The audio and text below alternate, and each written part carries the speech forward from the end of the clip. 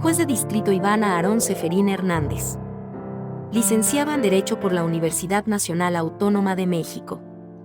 Doctor y maestro en Derecho por el Instituto Nacional de Estudios Superiores en Derecho Penal, ambos con grado de mención honorífica. Especialista en Juicios Orales y Proceso Penal Acusatorio, por el Instituto Nacional de Estudios Penales. Especialista en Psicología Humanista, por el Instituto Nacional de Psicología Gestal. Especialista en Proceso Penal y Garantismo, por la Universidad de Girona, España. Especialista en el Sistema de Justicia Penal Juvenil, por la Academia de la Magistratura de la República del Perú. Especialista en Justicia de Adolescentes, por la Escuela Federal de Formación Judicial. Certificado como docente, por la Secretaría Técnica del Consejo de Coordinación para la Implementación del Sistema de Justicia Penal, tanto por méritos, como por examen de oposición. Muchas gracias, de verdad. Es un honor para mí estar aquí. Un honor que me presidiera el doctor Juan Velázquez, a quien admiro desde siempre. Ha sido siempre un gran penalista de toda la vida. Es parte de nuestra historia prácticamente en el derecho penal. Gracias de verdad, doctores, por esta invitación. Nuevamente, gracias por permitirme acercarme un poquito más a Tlaxcala, que es un estado que amo. Y a todos ustedes que están presentes, veo mucha gente joven, es algo muy, muy bonito, porque es gente que nos sigue y que nos va realmente a suplir en nuestra función eventualmente en el futuro. Y bueno, pues vamos a hablar del control de convencionalidad. En este punto es bien importante saber qué es el control de convencionalidad y por qué tiene tanto auge. ¿Cómo es que México lo ha receptado? Vamos a hablar de control difuso, control concentrado, principio por persona, intervención ex oficio, entre otros parámetros, interpretación conforme. Se oye muy complicado en un principio porque son muchas figuras que se van aplicando y que de repente nos confunden. De verdad son muy sencillas y vamos a verlas en este momento. Primeramente, por eso dije que hay gente muy joven. La verdad es que el hecho de que haya gente joven no estaban tan maleados en el ámbito propio de los derechos humanos como precisamente nosotros antes, que no teníamos ningún tipo de referencia de ellos. Realmente había la Corte Internacional, la propia Corte Interamericana, habría diferentes tribunales internacionales, el Tribunal Europeo, pero no hacíamos gran caso, y era porque realmente México no había tenido una especial envergadura en ser sancionado. Como lo saben, hubo un gran escándalo cuando se emitieron las 4 sentencias condenatorias al Estado mexicano. Estoy hablando de la primera, que fue un escándalo, la de Rosendo Radilla, que todo el mundo conoce. Rosendo Cantú fue otra de ellas, Fernández Ochoa, y Cabrera y Montiel contra México. Todas llegaron prácticamente una tras otra. Cuando llegó la de Rosendo Radilla fue la más famosa, pero llegaron otras 3. ¿Y qué pasa? Aquí primero hay que dejar claro qué pasa cuando hay una resolución de la Corte Interamericana donde condena a México. ¿Quién tiene que cumplir? Tienen que cumplir todas las autoridades del Estado mexicano, los 3 poderes en todos los ámbitos estatales. Entonces, prácticamente cuando hablamos de una sentencia de condena internacional, tenemos que cumplir todos los poderes en este punto en concreto. Pero ¿qué fue lo que pasó en esa época, que fue alrededor de 2009-2010? La Suprema Corte de Justicia de la Nación, cuando llegan estas sanciones, no habría algún antecedente, no habría un rubro en la Suprema Corte para poder definir cómo íbamos a atender esta cuestión. Entonces, como la Suprema Corte no tenía este rubro, en el Poder Judicial generalmente cuando llega algo que no conocemos, lo ponemos como varios. Es un expediente prácticamente donde metemos todo lo que no tenemos un rubro definido. Entonces se crea el expediente varios 912-2010, que fue bastante famoso porque ahí íbamos a cumplir la envergadura de una resolución internacional. Ahora, o de 4 resoluciones. ¿Cómo teníamos que receptarla? Hablemos un poco también de otra gran eminencia que tenemos viva, afortunadamente, el doctor Sergio García Ramírez, que es una figura realmente muy emblemática en México. Él comenzó a hablar del control difuso desde 2005. Y también se empezó a hablar respecto de que el Estado mexicano tendría que tener una protección de los derechos fundamentales a nivel internacional. Entonces, ¿qué fue lo que pasó? México, primeramente, al recibir esta cuestión, estableció el control difuso, control concentrado y el principio por persona. Pero el principio por persona lo aterrizó en la Constitución y es lo que vamos a ver en adelante. La Constitución en 2011 se modifica para dar cabida, ya no se habla de garantías individuales, eso es un tema ya del pasado, hablamos de derechos fundamentales. ¿Y cómo es que tiene que proteger estos derechos fundamentales? A través del bloque de constitucionalidad. Fíjense, aquí en este punto es muy importante. Podemos tener una idea de que con la pirámide de Kelsen, tendríamos a lo mejor que la Constitución está arriba, los tratados abajo, leyes generales en tercer término, luego leyes federales y locales. Con esta envergadura y prácticamente lo relativo a lo que es directamente el control de convencionalidad, se crea el bloque de constitucionalidad. Ya no hay grados jerárquicos. La Constitución no está arriba de los tratados, ni los tratados arriba de la Constitución. Se armonizan. ¿Y cómo se armonizan? Bueno, si la Constitución contempla un derecho fundamental, es prácticamente un derecho constitucional.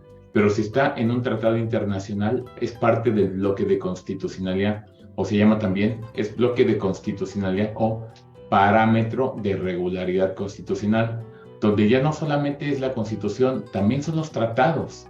Entonces, este punto es bastante importante. Y de verdad, se me olvidó decirles, si tienen dudas, si quieren lo podemos poner en el chat escrito y las voy aclarando conforme las van haciendo, porque luego al final, como luego me sigo así como hilo de media, luego no me da tiempo de contestar todas las preguntas. Pero bueno, vamos a ver entonces. En este punto estamos hablando de que entonces el bloque de constitucionalidad o el parámetro de regularidad constitucional es el que confiere derechos en la Constitución y en los tratados. Ejemplo, para ser más sencillo en este panorama, el derecho a la vida no está en la Constitución, pero está en los tratados internacionales, en el Pacto Internacional sobre Derechos Humanos, en la Declaración Universal de los Derechos Humanos, entre muchos más. Entonces, esta cuestión se complementa. De alguna manera, la Constitución contempla estos derechos, pero si están también en los tratados, forman parte del bloque de constitucionalidad. Y entonces, la Constitución tiene este cambio donde los derechos fundamentales tienen una gran envergadura y ya son extraterritoriales. Ya no solamente están en la Constitución, ahora se van a los tratados. Por eso, tanta envergadura ya de 2011 para acá en cuanto a los derechos fundamentales, porque ahora ya hay que saber de derecho internacional. Ahora, ser abogado es más difícil que antes porque es mucho más complejo el derecho. Entonces, en este punto, respecto a precisamente lo que es el bloque de constitucionalidad, viene la sentencia de la Corte Interamericana. Ahora, como lo dijimos, ¿cuál es el punto? Con la modificación de la reforma constitucional se crean tres cuestiones diferentes. Y quisiera en este punto dejarlo claro, porque cuando hablamos, por ejemplo, en la audiencia me toca mucho a mí que me dicen, señor juez, quiero que aplique el principio pro persona y lleve a cabo el control ex oficio de este artículo y declare su inconstitucionalidad. A mí como juez de instancia, están revolviendo realmente todas las figuras. Y vamos a hablar de los tres panoramas. Quisiera proyectar una imagen en este punto, déjenme ver si lo pongo una vez, para que vayamos así como que de la mano para explicar un poco de esto. Fíjense, vamos a ver el primer bloque. Este es el primero y es el principio pro persona. Estamos hablando que ¿quién está obligado a aplicar el principio pro persona? Todas las autoridades del Estado mexicano, todas, sin excepción. Pero ¿qué es el principio pro persona y por qué la envergadura de esto? El principio pro persona, primeramente, es interpretación más favorable. Siempre hablamos de interpretación. Entonces, cuando hablamos del principio pro persona, que en este punto en particular nos pregunta Giselle, ¿cómo explicaría el concepto pro persona y pro homine en conjunto con el método de interpretación en materia de derechos humanos? Gracias, Giselle. La verdad es que el principio pro homine es una cuestión que cobró también mucho auge en la perspectiva de género, y pro homine, como tiene que ver pro hombre, es en latinismo, se prefiere pro persona porque es un poco más neutral.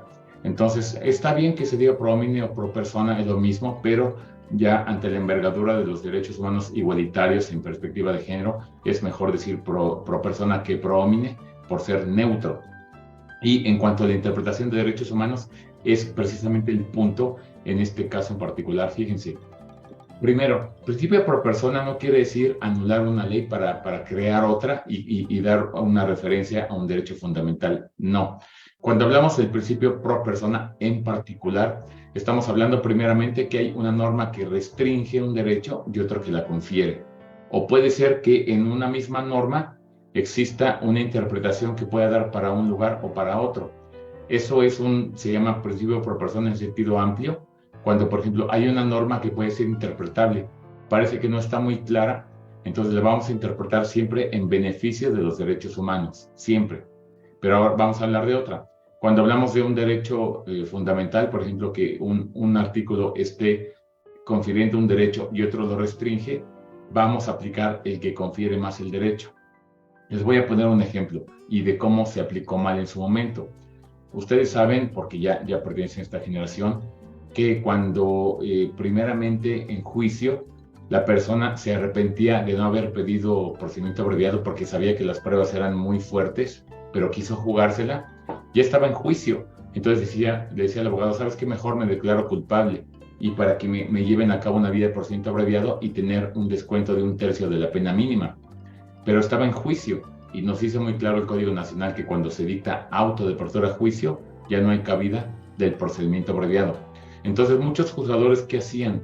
Decían, bueno, lo que voy a hacer es aplicar el principio pro persona y lo voy a llevar a la jurisdicción o voy a regresar la jurisdicción al juez de control. O decían, aquí mismo la abro, aplicando el principio pro persona y vamos a la vía de abreviado. Mal aplicada. ¿Por qué razón? No habría una norma restrictiva y otra permisiva. Solamente había una que era categórica y decía, cuando se lleve a cabo el auto de apertura a juicio, ya no hay cabida del procedimiento abreviado. Entonces, ¿qué pasaba? Los juzgadores que tenían esta idea creativa estaban aplicando un principio pro persona, más bien estaban nulificando la ley, porque no habría un panorama de restricción y de concesión de derechos fundamentales. Entonces tuvo que venir la corte y decir, mis chavos, a ver, no se me enloquen, porque aquí como hay una norma que está de alguna manera dando un panorama muy claro de que una vez que se dicte el auto de apertura a juicio no hay cabida para el procedimiento abreviado, es un principio de pro persona mal aplicado y en consecuencia una vez que se dicta auto de apertura a juicio ya no hay cabida al procedimiento abreviado, porque así lo dice la norma y somos poder judicial y no legislativo. Entonces, este panorama es bastante interesante, de alguna manera, porque tendría el juzgador que llevar a cabo este tipo de interpretación cuando la ley no lo dice. Entonces, por eso el principio de pro persona, y vuelvo a la lámina, estamos hablando en este caso de que todas las autoridades, pero fíjense todas, estamos hablando del Ministerio Público, del policía, del juez, del que tramita el pasaporte, del que tramita la licencia, todas las autoridades deben aplicar la interpretación más favorable a los derechos fundamentales. ¿Y dónde se tiene que hacer? En el acto de motivar o fundamentar o de interpretar. Entonces, este primer parámetro de precisamente lo que es el principio pro persona es llevar a cabo la interpretación más favorable a la persona. Pero si la norma restringe y no hay otra que se contraponga a ella, pues hay que aplicar la norma. No es un principio pro persona que nos lleve precisamente a algo de otra naturaleza, ¿no? Entonces, en este punto, bueno, dice la maestra Vianey Arciniega que usted cree que el Ministerio Público respeta los derechos fundamentales de los detenidos. La verdad es que es un poco complicado generalizar. Me ha tocado ver muy buenos fiscales, la verdad que hacen su trabajo muy bien, y otros que, híjole, sí no parecen seres humanos. Entonces, yo creo que tiene que ver, es algo muy curioso, pero no tiene que ver tanto con el cargo, tiene que ver con la persona. Entonces, de repente las personas somos un poco complicadas al llevar a cabo una función. No, se nos olvida la palabra real de lo que es nuestra función. Somos servidores públicos, pero a final de cuentas estamos para servir, claro, con nuestra propia facultad pero sí, yo creo que en algunos casos sí he visto que respetan derechos fundamentales y cuando es el caso. Me toca mucho ver a mí actualmente, donde las personas, por ejemplo, vienen por portación de arma de fuego sin licencia o, por ejemplo, posesión de 80 litros de hidrocarburo. En ese caso, no llevan a la persona detenida, sino que la dejan en libertad y piden citación. Eso es algo de aplaudir, porque entonces la fiscalía está respetando que para qué llevar a una persona detenida ante el juez si la presión preventiva no va a prosperar. Entonces, la verdad es que sí, en ocasiones sí lo veo, aunque otras veces veo una actuación muy complicada. Y dice también el Quetzali que si actualmente se esté garantizando y protegiendo los derechos fundamentales y llevando a cabo el principio de pro persona. Sí, y les voy a explicar por qué. Esta situación del pro persona, como les digo, es algo que es interpretable precisamente, pero siempre en beneficio de las personas. Pero no solamente en los procesos, tienen que ser todas las autoridades. Siempre interpretar la norma más favorable. Entonces, vamos al ámbito del litigio. ¿Cómo podemos pedir el pro persona en beneficio de nuestro patrocinado, por ejemplo? Tenemos que verificar que una norma que se esté aplicando en este contexto sea restrictiva y que haya otra que pueda conceder un derecho en particular. Por ejemplo, puede ser que en algún artículo del Código Nacional dice que se va a llevar a cabo una toma de muestras contra su voluntad, pero quizás otro dice, bueno, es que no se le puede forzar a ningún procedimiento contra su voluntad. Tenemos dos normas, es identificarlas y pedir el principio por persona para que se aplique la más favorable y se restrinja aquella que limita derechos fundamentales.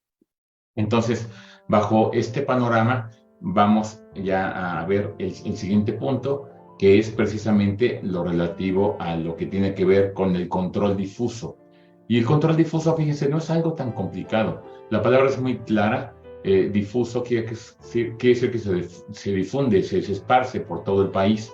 Hablábamos hace rato de Sergio García Ramírez y contestando la pregunta de Osmar, para que llegue un asunto a la Corte Interamericana se requiere precisamente que se agoten los mecanismos de defensa internos, es decir, que se llegue a una sentencia condenatoria, apelación y amparo directo, e incluso amparo directo en revisión, si fuera el caso, y ahí se acaba. Y de ahí ya se agotaron todos los elementos internos, entonces ya se hace una demanda ante la Corte Interamericana, pero antes de ello la Convención Americana de Derechos Humanos es el filtro para verificar si efectivamente puede ser competencia de la Corte o no. Es el filtro para dar cabida, digámoslo así, a la Corte Interamericana. No todos los asuntos llegan, es correcto, pero los que llegan tampoco todos son condenatorios para el Estado mexicano. Hay unos que no tienen ningún tipo de repercusión. México tiene 13 sentencias condenatorias hasta el momento en ámbito internacional. Entonces, ¿qué pasa directamente cuando hablamos ya de un control difuso? Sergio García Ramírez, que fue juez de la Corte Interamericana mexicano, él indicó, ¿por qué no confiamos en los jueces y les permitimos que puedan hacer un control difuso para proteger derechos fundamentales? Y pues como que había mucha reticencia cuando llega a la Suprema Corte el asunto Rosendo Radilla, Rosendo Cantú, Fernández Ochoa y todos los que conocemos. La Corte dice, va a ser muy complicado permitir un control difuso. El control difuso siempre hay que vincularlo siempre a un juez, siempre. Es decir, el principio pro persona son todas las autoridades, desde el que nos tramita la licencia hasta el juez, hasta el magistrado, ministro y lo que sea autoridad mexicana. Pero cuando hablamos de control difuso es solamente jueces y es lo que quiero proyectar aquí para explicarme un poco mejor. Control difuso, resto de los tribunales, solamente tribunales que son federales, juzgados de distrito, tribunales, bueno, de apelación y administrativos. También en el ámbito local o estatal, tribunales judiciales, administrativos y electorales. Y, bueno, desde luego, el fundamento constitucional, artículo 1, 133 y 104, y en este caso se suma el 116, que es la facultad de los estados. Y en este punto, fíjense lo que quiero aquí explicar. No hay declaración de inconstitucionalidad, solamente se inaplica. Y voy a explicar por qué. Nosotros estamos divididos en tres poderes. Eso nos queda muy claro. La no invasión de competencia significa el respeto al Estado de Derecho, porque si por alguna razón, por ejemplo, el Ejecutivo, que de repente es un poco insistente en querer entrar al judicial o de repente el legislativo en el ejecutivo o el judicial, sería un caos el Estado de Derecho. Entonces somos independientes. Bajo esa independencia también el propio Poder Judicial tiene límites. Y los límites que debe preservar es cuando va a analizar una norma. Vamos a suponer aquí que vamos a un auto de vinculación a proceso, audiencia inicial. Entonces el defensor, de una manera muy técnica, nos pide que se lleve a cabo una interpretación conforme. Y déjeme explicar qué es una interpretación conforme. No es tan complicado. Quiere decir que se va a interpretar una norma conforme a la Constitución o conforme a la Convención. Eso es una interpretación conforme.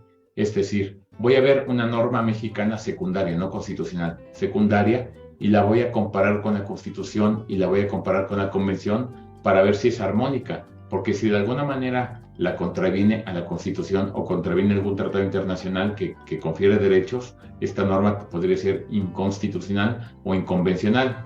Pero como los reos, como las personas internas, siempre, desde luego, la norma goza de presunción de legalidad. Se presume que es legal, no hay que partir a la inversa, porque si partimos a la inversa, sería como los matrimonios tóxicos, ¿no? Que empezamos con desconfianza y te vas a ganar la confianza a partir de que te portes bien.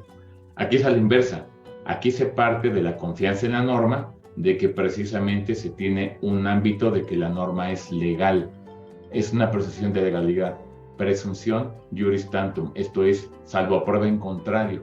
Y la prueba en contrario es cuando nosotros vamos a pedirle al juez, y aquí viene lo que tiene que ver con ex officio. Y me quiero explicar muy rápidamente qué es una cuestión ex officio para que nos quede muy clara. Cuando fue tiempos de la Santa Inquisición, primeramente los procesos penales iniciaban por una denuncia o querella. Yo de alguna manera denunciaba a mi vecino por alguna cuestión que veía por los delitos lesa majestad o lesa humanidad o lesa en su momento, lesionaba también a la propia iglesia. Entonces, ¿qué pasaba? Yo decía, él es hereje. Entonces lo traían para acá. ¿Y qué pasaba? Antes se pretendía llegar a la verdad histórica o verdad material, que era la verdad irrefutable, la que nadie podría negar. Entonces, ¿quién podría saber lo que realmente ocurrió? Pues la persona que estaba siendo procesada. ¿Y cómo podría ser? Pues a través de una confesión, pero pues la gente no confesaba. Entonces se crea la bula, una bula papal de Inocencio III. Bula papal es un decreto papal y se llama bula porque, así como el nombre se parece, era porque antes se firmaba con el anillo en seda, que era como una bola derretida, se firmaba de esa manera y era un decreto papal. Inocencio III permitió la tortura para obtener precisamente la confesión y la verdad absoluta. Entonces, pues la gente empezaba a confesar, pues cuando le trituraban un pie o lo estiraban de más o lo ahogaban, ¿no? Los invitaban a confesar. Pero ¿qué pasaba? Entonces la gente dejaba de denunciar porque se espantaba y veía el monarca, bueno, el virrey en ese caso, y veía también la iglesia, que no podía funcionar, llevar a cabo una denuncia. Entonces empezó a generar oficios para el efecto de poder investigar por sí mismo el Estado o la Iglesia. Entonces, cuando se crea esta cuestión, se iniciaba un proceso de oficio. De ahí viene la palabra el Santo Oficio, que era el que precisamente generaba la Iglesia para poder investigar. Y de ahí viene la palabra de oficio, ex officio. ¿Qué quiere decir? Cuando hablamos ex officio, quiere decir que el juez por sí mismo o a petición de parte, solamente el juez puede llevar a cabo un test de proporcionalidad para verificar la norma precisamente con relación a la Constitución o a la Convención. Esto es aplicar una interpretación conforme a la Constitución o una interpretación conforme a la Convención. Veo el panorama de un test de proporcionalidad que por razón de tiempo no lo voy a poder hacer, pero es muy sencillo verificar que está la restricción en la Constitución, en la norma, que es competente y que es proporcional. Cuando se da esta cuestión, entonces la norma entra a un escrutinio donde el juez, ahora el juez, fíjense, el juez del proceso, el de instancia, aunque sea juez federal o local, los jueces federales tenemos la misma competencia que un juez local, perdón, la misma jerarquía, solamente la competencia es diferente. El punto es que el juez federal o el juez local, pero en ámbito procesal, lleva a cabo una interpretación conforme a la Constitución o conforme a la Convención de la norma que goza de presunción de legalidad. Pero cuando vemos que por ninguna razón puede sobrevivir la norma, dice la Suprema Corte, si vamos a difundir, esto es el control difuso, si vamos a difundir entre todos los jueces del país, vamos a ponerles un límite porque de lo contrario va a ser un caos. Entonces su límite es que no tenga efectos erga omnes, esto es, generales. El límite va a ser solamente en el proceso. ¿Y cuál va a ser el límite? ¿Puede meterse con la norma a nivel de legislación? No. Se puede meter con la norma a nivel de aplicación del caso concreto. Entonces su límite es que solamente la puede inaplicar para el caso concreto. Juez de instancia, juez de proceso, estamos hablando, o tribunales de apelación, procesales, solamente pueden inaplicar una norma que sea inconvencional o inconstitucional. No puede declarar la inconstitucionalidad. ¿Por qué? Porque si declara la inconstitucionalidad, la norma puede, la Suprema Corte puede atraer, cuando hablamos de inconstitucionalidad puede haber una declaratoria general de inconstitucionalidad según la propia Suprema Corte. Esto conlleva a que la Suprema Corte le ponga un término al legislativo para que modifique su norma, y si no la modificas porque es inconvencional o inconstitucional, te la voy a expulsar. Entonces, por esa razón es que el límite que tiene el juzgador del proceso es solamente inaplicar el caso concreto. Entonces, si estamos hablando de este punto, fíjense, vamos a aterrizarlo otra vez. No hay declaración estamos hablando de control difuso, No hay declaración de inconstitucionalidad, solamente inaplicación al caso concreto, y es vía incidental. ¿Por qué es vía incidental? Todo lo que es incidental es accesorio, pero no es por cuerda separada en este caso. Incidental porque lo que es principal es el proceso, si la persona cometió o no el delito, si es inocente o culpable. Ese es el ámbito procesal, digamos, la directriz como un proceso principal. Lo accesorio o lo incidental es que esta norma me está violentando un derecho fundamental porque contraviene la Constitución o alguna convención o algún tratado. Entonces, si es que se declara fundado el incidente correspondiente, va a tener repercusión en el proceso principal, pero se tramita vía incidental porque nuestra litis no es ver si la norma es o no constitucional o convencional. Nuestra litis principal es el proceso penal. Entonces, por esa razón es que nos da este tipo de connotación. Nos dice Rosbelín Vélez, muchas gracias, maestra, por sus palabras. ¿Cuál es el alcance de la figura del control de convencionalidad a la luz del derecho internacional de los derechos humanos? De hecho, el control de convencionalidad se puede hacer, fíjense, de dos maneras. A nivel interno, que es precisamente llevar a cabo una aplicación con una actuación ex oficio, esto es, solamente un juez hace una interpretación de la norma mediante un test de proporcionalidad. Y se aplica, por ejemplo, si verifica directamente el propio el acto restrictivo. Ahorita voy a explicarlo un poco más sencillo este punto porque puede ser un poco complicado, pero si la norma es restrictiva de alguna manera y hace una interpretación conforme a la Constitución y contraviene a la Constitución, estaremos hablando de manera directa de que de alguna manera está aplicando un control ex oficio, interpretación conforme constitucional. No hay un control de convencionalidad estrictamente hablando. Pero puede ser que la propia norma que está, la restricción tenga que ver no con un derecho nacional, sino internacional. En ese caso va a aplicar un control convencional el propio juez interno, es el juez mexicano, al llevar a cabo una interpretación conforme a la convención, y entonces tenemos un control de convencionalidad interno, si se dan cuenta en México. Pero esto puede llegar más allá. Por ejemplo, prisión preventiva oficiosa, la famosísima prisión preventiva oficiosa.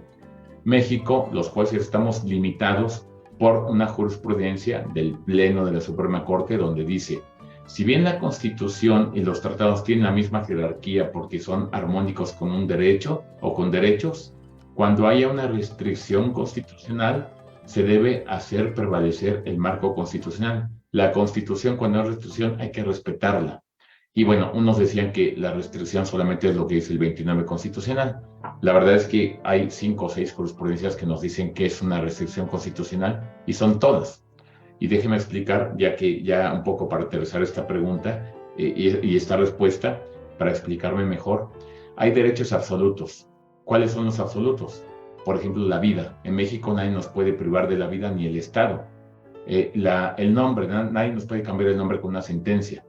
Un abogado en un proceso penal. no es un derecho renunciable, es absoluto. Si no hay, te lo nombro, si no quieres, te lo nombro. Y si no te lo nombro, me reponen. Entonces es un derecho absoluto. Pero hay derechos que son limitables o restringibles. Por ejemplo, el derecho de intimidad, de estar en nuestra casa, se rompe por una orden de cateo o se excepciona. Por ejemplo, las intervenciones de comunicaciones privadas se excepciona a través de una orden judicial donde nos pueden intervenir. Entonces, algunos derechos son limitantes, como incluso la vida, la libertad, corrijo, la libertad es la palabra correcta, que está restringida por la prisión preventiva. Entonces, algunos derechos son restringibles. Por eso, entonces, cuando hablamos de un control de convencionalidad interno, es porque los jueces mexicanos, en los procesos penales o procesos de alguna naturaleza, llevamos a cabo este control e inaplicamos la norma. Ese es un control convencional interno. Pero, por ejemplo, prisión preventiva, que en México no quisimos de alguna manera nulificarla, ni siquiera a nivel de la Suprema Corte, tiene que ir al ámbito internacional, y ese es un control convencional externo, porque lo lleva a cabo la Corte Interamericana en un ámbito internacional, aplica sus convenciones, la Convención Americana, y cuando lleva a cabo una sanción del Estado mexicano, aplica la Convención, no la Constitución mexicana. Ese es un control convencional externo, donde nos va a sancionar por esta cuestión. Entonces, el control convencional puede ser interno o externo, dependiendo de la propia autoridad que va a llevar a cabo este tipo de control. Entonces, cuando hablamos de control difuso, hablamos de que solamente se puede inaplicar la norma y es vía incidental. Y nos vamos al tercer escalón, el control concentrado. No sé si lo han escuchado, no es tan famoso como el control difuso, pero es igual de importante. ¿Por qué? Dijo la Suprema Corte, si vamos a difundir, o sea, control difuso entre todos los jueces, la facultad de aplicar una norma, vamos entonces a privilegiar que solamente algunos órganos del Estado puedan declarar la inconstitucionalidad de la norma. Vamos a concentrarlo en ciertos poderes. Entonces, por eso se dice que el control concentrado solamente corresponde a las vías de control constitucional y proyecto nuevamente de la lámina. Control concentrado. Solamente los tribunales de amparo, esto es, a través de las controversias y las acciones de inconstitucionalidad, amparo indirecto y amparo directo. Estas son las vías. ¿Se acuerdan que por ahí dice en la Constitución que hay que respetar los derechos fundamentales y sus garantías? Las garantías son estas, las vías para hacer cumplir los derechos fundamentales. Y los fundamentos son el artículo 105, 103, 107, que ya sabemos, que habla del juicio de amparo, las controversias y las acciones. ¿Y cuál va a ser el resultado? Aquí recordemos que en el control difuso solamente se puede inaplicar, pero aquí sí se puede declarar de inconstitucional la norma, con efectos generales o interpartes. Ahorita explico por qué. Y en amparo directo no hay declaratoria de inconstitucionalidad, solamente inaplicación. Déjame explicar un poco más por qué pasa esto. Cuando hay un amparo directo, la vía sigue siendo accesoria. ¿Por qué? Porque en amparo directo recordemos que la litis es que nos concedan el amparo para que la persona sea inocente. Sigue siendo la litis procesal. Por eso el amparo directo tiene que ver necesariamente con primeramente dilucidar si la persona es inocente y culpable, y de manera accesoria si la ley pues de alguna manera restringe el derecho. Pero cuando es amparo indirecto, la vía principal es la propia norma. Por ejemplo, el amparo contra leyes. El amparo contra leyes, la vía principal es precisamente que la norma sea inconstitucional. Y si es inconstitucional, pues todos los efectos que tengan. Pero esa es la vía principal. Pero ¿por qué puede ser? Ustedes saben que el amparo, eso ya lo saben a esta altura, y también desde luego lo han dicho, incluso me parece que el doctor Juan Velázquez lo indicó. El amparo siempre, la regla general es que no tiene efectos erga omnes, esto es solamente interpartes, entre las partes. Bajo el principio de instancia agraviada, solamente el propio amparo puede tener el alcance de proteger al quejoso. Pero ¿qué pasa? La Suprema Corte puede ser que de repente diga, este asunto es relevante, lo atraigo para poder yo resolver por la envergadura nacional que tiene esta litis de amparo. Entonces atrae el asunto, y si la Corte dice, esta norma es inconstitucional, cuando la Corte dice, esta norma es inconstitucional, cuidado, Primeramente puede ser que sea un efecto general, solamente para efecto de que en actos futuros pueda llevar precisamente esta determinación a que otros órganos tengan que acatar lo que dice la Suprema Corte. Pero si es una gran envergadura, 8 ministros en mayoría, puede hacer una declaratoria general de inconstitucionalidad. Entonces le va a dar un término al legislativo y le dice, el que sea, legislativo, federal, local, y le dice, o cambias tu norma, te doy 90 días o 180 días, o cambias tu norma o das reformas o te expulso del sistema jurídico mexicano. Entonces, siempre que llega una declaratoria general al legislativo, la verdad es que es un escándalo. Dicen, la Corte ya nos definió esto, vamos a ver cómo vamos a modificar la norma. Si se le pasa el término, la Corte dice, se ejecuta la declaratoria general y esta norma no existe en el sistema jurídico mexicano. Entonces, es un control que se hace a través de la Suprema Corte. Por eso puede ser general cuando hay una declaratoria de inconstitucionalidad. Pero de alguna manera puede ser también que un tribunal colegiado, suponiendo que fuera el caso de un Estado, declare inconstitucional una norma y desde luego si hay 5 ejecutores o 5 asuntos iguales donde reitera esta postura, se crea jurisprudencia y para ese Estado esa norma ya no es obligatoria. Entonces, realmente puede, exactamente la fórmula Otero que nos lleva a que el amparo por regla general no es con efectos erga omnes, pero sí puede ser efectos generales si la Suprema Corte hace esta declaratoria. Dice Ladio, para aclarar el concepto, ¿podría darme un ejemplo de dónde se aplica el control directo? Bien, fíjense, este ejemplo me encanta porque de verdad es algo hasta de reírse. Estoy tomando café y sí es trascendental que esté tomando café. ¿Por qué? Nosotros tenemos hijos, sobrinos, amigos, lo que sea, menores de edad. Vamos a ver la película, vamos a suponer que vamos a ver, no sé, Mario Bros 3, ¿no? Bueno, Mario Bros, perdón. Y pues ya vamos ahí con el niño, con nuestro hijo, sobrino, amigo, lo que sea, y salimos del cine y vamos al Starbucks, o pasamos por el Starbucks o por el Italian Coffee, y le queremos nosotros, pues, por ejemplo, el niño dice, quiero un café, un cappuccino mocha con chispas de chocolate y todo eso. Entonces nosotros decimos, bueno, si tengo el dinero, perdón, maestra.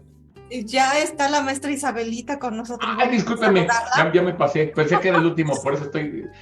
Bueno, el punto es que se tiene que hacer el ejercicio directamente con el control de convencionalidad y si es que la norma sobrevive, se tiene que inaplicar o declarar la inconstitucionalidad.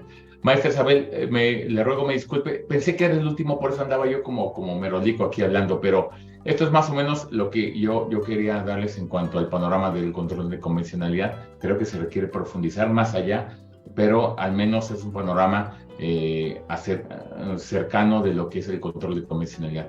Me da mucho gusto estar aquí con ustedes. Muchas gracias, doctores, por invitarme el día de hoy. Síguenos en Facebook y suscríbete a nuestro canal de YouTube, Prescriptia, Revista Jurídica Nacional.